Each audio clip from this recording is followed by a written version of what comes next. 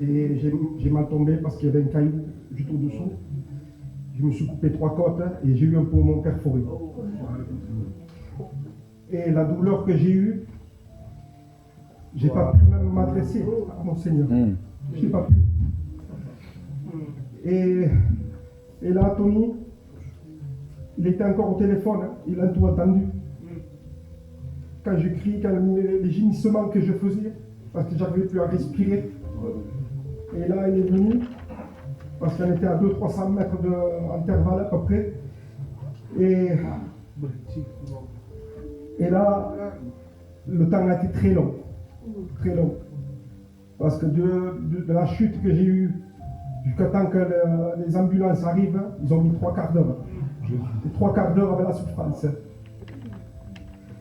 Et à ce moment, j'ai demandé à Jésus, pourquoi tu me permets ça?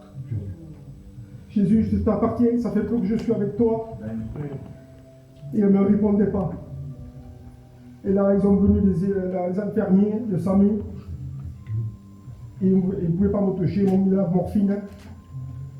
Ils m'ont mis les doses au maximum. Mais malgré ça, ils ne pouvaient pas me toucher. Alors ils m'ont litroué en hélicoptère jusqu'à Perpignan. Et là, avant que j'arrive à l'hôpital, j'ai loué mon Dieu de tout mon cœur. Et j'ai demandé pardon. Parce que je passais par des moments difficiles. Le matin, quand je suis parti, je n'ai même pas prié. Ça faisait quelques jours que je n'étais pas avec Jésus. Alors la chance est passée avant Jésus.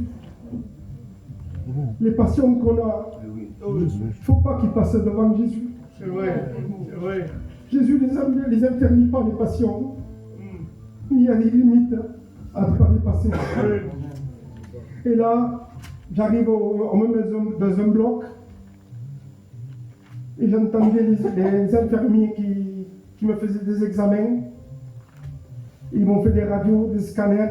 Et là, c'est là que j'ai su que j'avais 3 côtes cassées à 3 cm de la colonne vertébrale. Et le docteur dit qu'il faut l'amener en urgence, il faut l'opérer d'urgence.